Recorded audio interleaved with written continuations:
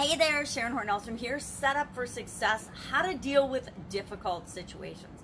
We talked, and you may have seen the video, about how to deal with difficult people. We all experience difficult people as well as difficult situations.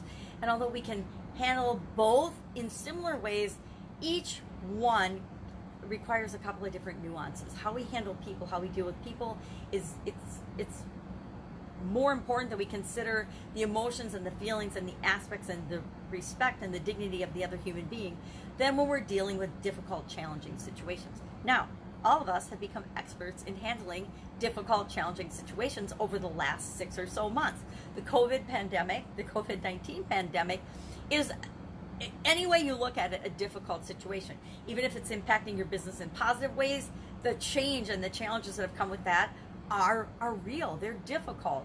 Even growing fast, even positive things that happen in our life are sometimes difficult. Think about when you got married, or if you're married, when you had children, if you're a parent, when you went to school or got a new job. All of these situations, even though they're positive changes in our life, in most of our opinions, they also bring with them our desire and our need to have some control, to figure out how we're going to navigate the waters of the new or challenging or difficult or different situation. I think one of the things that we can do to handle any situation is maybe replace the word difficult with different, or the word challenge with change. If I think of a challenge or something that I'm having to handle or figure out or unravel for myself and how I'm going to experience it, if I think of that as a challenge or an obstacle or a roadblock or a failure or a setback or somebody getting in my way to achieve what I want, all of those things sort of have a negative, heavy connotation to them and make me feel sort of bad. But if I think of it as an exciting change, something that I want, something I desire, I can get behind it with positive feelings and positive energy that help me look for more positive solutions than if I'm all stressed out and worried about something. I think that we've seen that, we've all experienced that during the last 6 months, during the COVID pandemic. Some of us and some people have approached it with a really positive, oh my gosh, I get time to myself and I can do all these things I've always wanted to do. I've never seen people's yards and home environments look better than they have this particular year, because people have had time to actually devote to things that they've wanted to do maybe for decades. I'm doing projects and things that I've wanted to do for decades, but I just couldn't fit them into my busy schedule before. Now, COVID has caused an opportunity for all of us to slow down and say, what are my priorities? What do I really want to do? How can I show up the way I want to show up in the world? And those are all positive things in a really, what other people would consider negative situation. You know, if you've lost your job, you've had to pivot, if you've got your business shut down, those are all challenges and difficult situations that we need to deal with. But just because they're difficult, just because they're different, doesn't mean they have to be bad or hard or painful for us to find solutions for. So how do we do that? How do we go about doing that?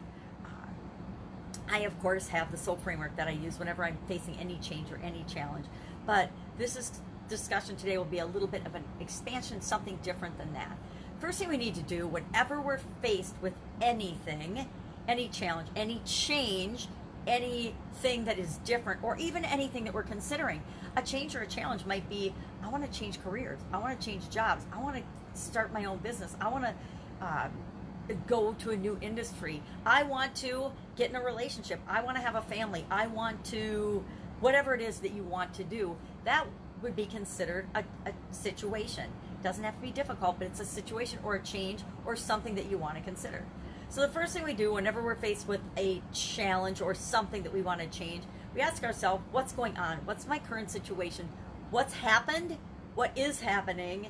And we want to describe that as objectively as possible. You know, that means objectively means we're looking for numbers, we're looking for ways to measure things, we're looking for taking the emotion and the subjectivity and the feelings and the reactions, the automatic reactions out of the situation as we're describing the current situation.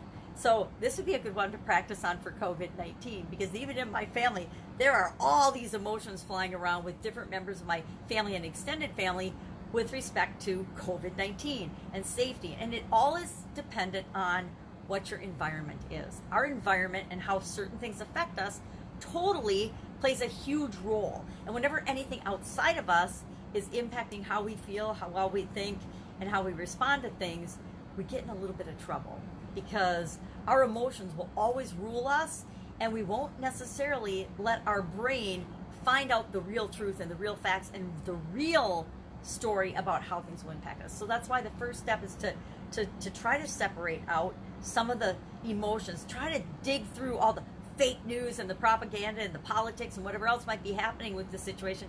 Because guess what? Even on the local family level, you can get involved in politics. I mean, politics of how your family works. There is such a thing. And it's got nothing to do with political parties. It's got everything to do with the power structure within your family units.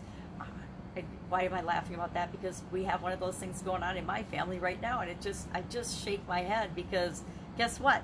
There's no hierarchy in our family. Just some people think that there is. So take out the emotions. What's happening? What's going on? What is getting your attention? If something's happened that's causing you to pay attention to it, then that's important for you. So what's happening?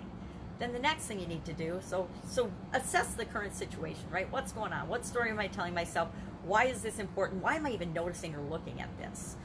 And then the second thing we want to do is ask ourselves, what do we want? What is my desired outcome? So I'm in a difficult situation. I should probably walk through a big example with this. But boy, some of them could get messy. Let's try to do COVID.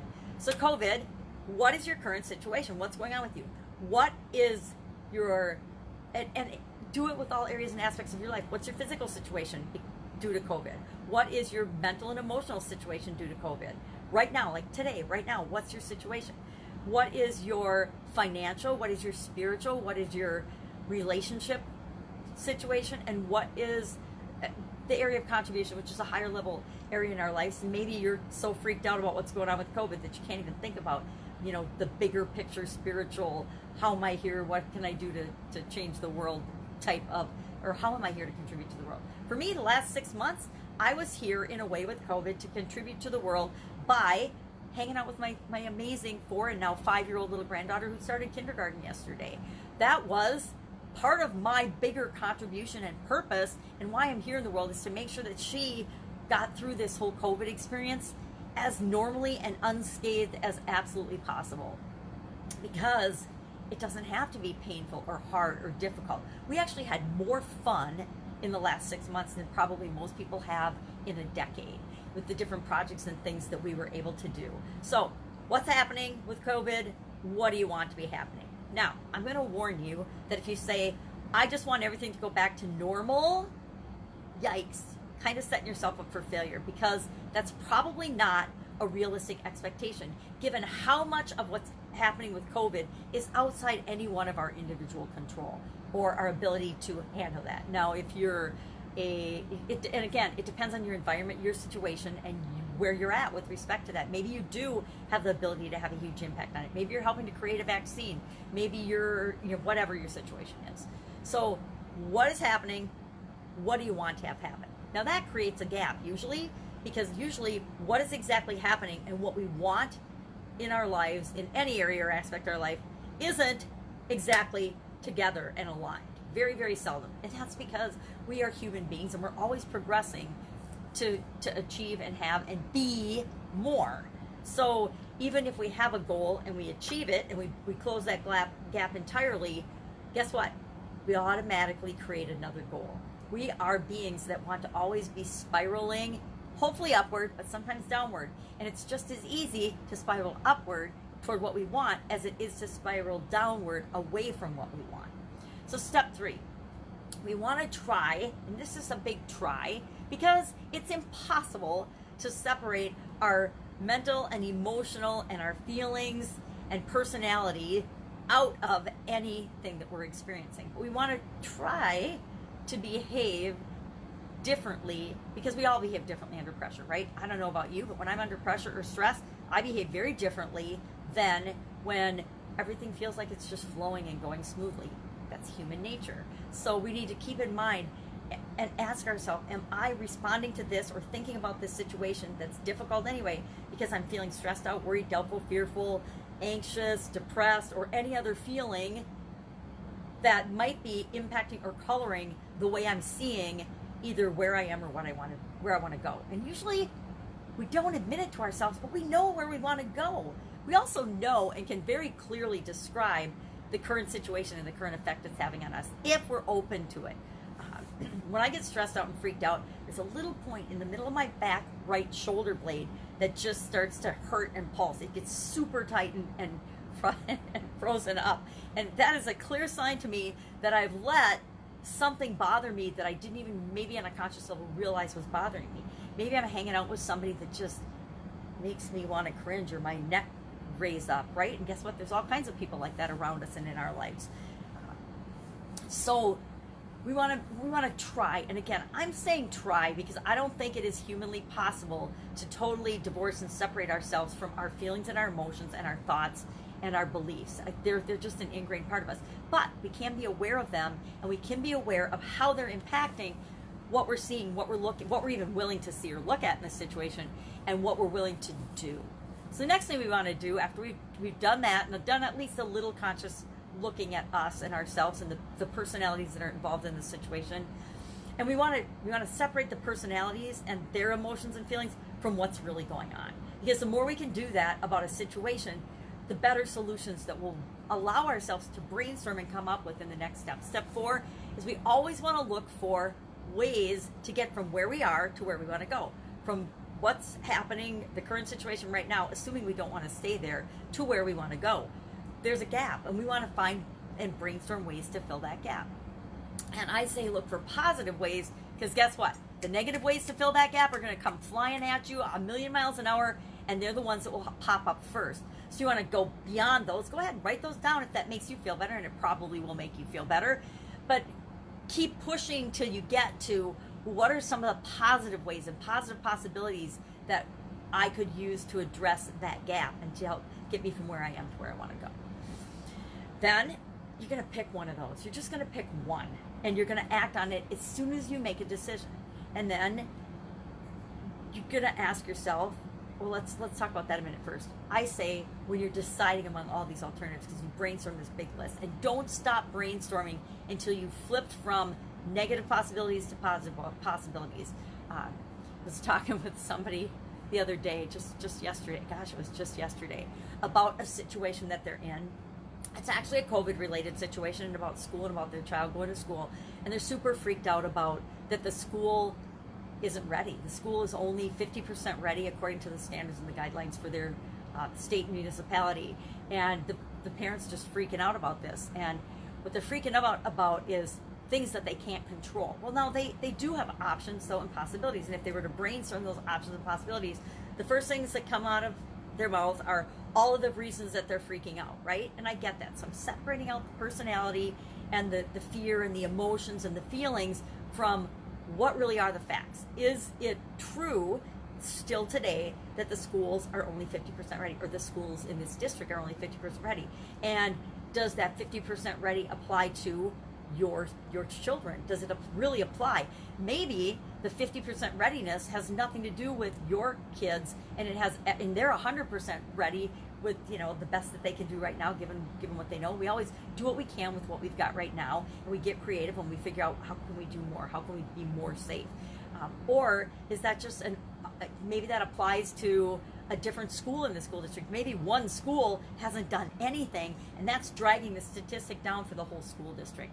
I don't know, but you need to go ask that question and find out with respect to your exact situation. So ask the question, are my children safe because of this, and this? These are my concerns. Separate out what your concerns really are, and then say, well, what can I do based on this information with what I've got right now? So once we pick something, we want to take action toward it. So one of the alternatives is, if you do that research, you find that information, you ask those questions, you contact somebody that really, really knows what's going on, like maybe your kid's teachers, perhaps, or the principal, whatever's appropriate, and you find out that your concerns are still justified, and you're not confident that your child or children will be safe, then you always have the choice of saying, I'm going to homeschool my children. I'm going to homeschool my child.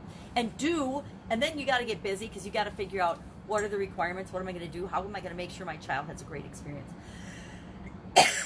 So whenever we pick something, it always opens up a whole nother can of worms that makes your throat tickle in terms of what the next thing is. So people, and I myself, have often worried about, well, I can't start doing this until I know how I'm going to get all the way from where I am now to where I want to be. I need to know every single step. I need to have them in order. I need to have a process and a procedure figured out for each one of them before I can even get started. But the truth is, whenever we want to do anything, go from point A to point B, we're always having to adjust. Have you ever gone on a road trip and you want to go, like maybe you're going to go visit your grandma in a neighboring town, and you map it out and you've got the driving directions and everything, but what you don't know, and what technology still doesn't show us, is all of the detours and the potholes along that road. Maybe there is road construction along your journey, along your path, and it hasn't gotten to the driving directions or Google Maps or whatever you're following. So you get to the detour and you have to make a decision, right? But you're not even going to know that until you take the first step of getting in your car and beginning on the journey to your grandma's house. So we have to actually do something, and then the next step will be revealed. When you get to the detour, guess what? There's going to be signs that tell you how to go around and get back on the road you want to get on to go to your grandma's house. The same is true of anything we want to do. When we take that first step, sometimes things that we hadn't even thought of as possibilities and put on our list and brainstorm because they're outside our experience will show up. The perfect person, the perfect book, the perfect answer, the perfect ad will show up on social media or TV, and you're like, oh my God, that's the solution to what I'm looking for right now. But guess what? That same ad might have been showing in front of your face thousands of times, but you've never noticed it because you didn't need it at the time. Now you need it, and you see it, and you can act on it. Next step, step 6, we're going to look at the results we're getting. So we're going to do something, we're going to take some action, and we're going to see and pay attention to, did we get a result or not? If we didn't get a result or not, it's really difficult to know what to do next. Usually we have to test and tweak and adjust and try something else, or just tweak it a little bit and then notice the results. We kind of go in this loop from act, result, act, result, act, result, until we find, are we moving toward what we want or away from what we want? I say we keep acting as long as we're moving toward what we want. And then if it's something that will continuously move us toward that, we find ways to automate or systematize or make a habit out of that thing that we're doing. And as soon as we get tweaks moving away from what we want, then we test and tweak and bring the process back in alignment to move us toward what we want. Or we know that that's the wrong thing and we need to go back to our brainstorm list and try and pick something else. Or we need to see what came up for us that we were shown by acting, by taking action, that we can now choose and do that thing next. And then again, repeat and notice the results. Now, a couple of things that you can use, and we repeat this until we have resolution, until we get from where we are to where we want to be, till we have this situation. It's not a difficult, challenging, or different situation, or we're in control of how we respond to that situation in the way that we want. That's how I define the end result. A couple of things we need to remember. There are tools and techniques and strategies for every step along the way. And I like to use tools because they automate the process of getting me through each of these steps. And I like to use tools and frameworks because they make the process go faster and easier than if I'm just trying to think through it in my head or write it down on a piece of paper. Like, this is actually how I planned out today's topic. Was I was going for a walk and I wrote it down on an envelope, and then I wrote it down in an envelope that was way too light, so the pen, so I couldn't see it at all. So I rewrote the steps. But guess what? These are the steps I follow for absolutely everything every day. Because are we faced with challenges and difficulties and differences every single day of our life? Yes. This applies. This process works as well on little teeny things like, what am I going to eat for breakfast, to how am I going to deal with the COVID pandemic? What am I going to do in my business? How am I going to pivot? What am I going to do about my relationship? And I will say I've been through lots of difficult relationship challenges. But I didn't have to face them and have them be difficult and painful. My divorce with my ex-husband, probably one of the most amenable, calm divorces that our attorney's ever seen. And mainly that's because the attorney was my brother-in-law, which is what meant it was my ex-husband's brother-in-law. We wanted to both use the same attorney, and he just basically said flat out, you two sit down, agree on everything, and then you come and see me and we'll finalize the divorce and we'll go to court. And that's what we did. Did we raise our voices a couple of times in our discussion of separation of assets? Of course we did, because there were a few things I felt very strongly about. There were a few things he felt very strongly about. And then we we didn't battle it out. We just discussed it until we came to a resolution. And I guess some of the resolutions, some of the things we came up with were things that I had not even thought of going into the negotiation, going into the discussion. But that most people, I don't know very many people that have pleasant divorces. And were my feelings hurt about some things? Yes. But that's all stuff in the past that I couldn't do anything about. Were his feelings probably hurt about some things? Yes. But again, all things in the past that we really couldn't do anything about. So relationships, COVID-19. I honestly have not met a single person that has said COVID-19 has not changed their life and their experience right now. Absolutely every single person that I come in contact with, that I meet, that I talk to, online or off, has in some way, shape, or form been forever changed by the pandemic, forever changed by what's going on right now. And I don't know, I'm sure there's been a time in our history as human beings that this has happened before, but in my lifetime, there's never been anything like this. And as challenging as it might feel, there are so many gifts to each and every one of us in this situation, in our dealing with this situation, that I don't think we'll even realize it until years down the road, maybe decades down the road, the positive impacts that have come from COVID-19. I know everybody's focusing on the negative and what's bad about it and what's different about it, but different isn't always bad. Different isn't necessarily bad. There are whole industries that are absolutely positively booming because of COVID-19. I think plexiglass, I think hand sanitizer, I think toilet paper, Clorox wipes, paper towel, cleaning products. Did you ever really even hardly think about your cleaning products prior to COVID-19?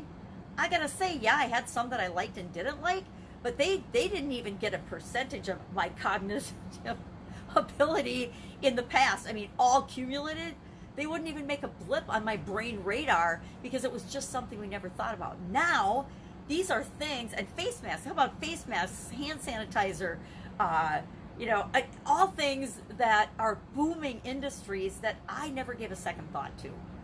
And I'm sure that there's things in your life that are the same way. I think our relationships are forever changed. And some people's relationships are forever changed in terms of they're going to go their separate ways because they're not happy in a relationship. I think that it has taken and amplified all of our feelings, all of our emotions, all of our relationships, all of our experiences in a way that for some people will be considered negative, but for other people, it's just like anything else. It's how we internalize and how we deal with any situation that really, really matters. And then I guess my last thought on the whole handling difficult situations thing is you have to have in your mind the understanding that you always have the ability to walk away.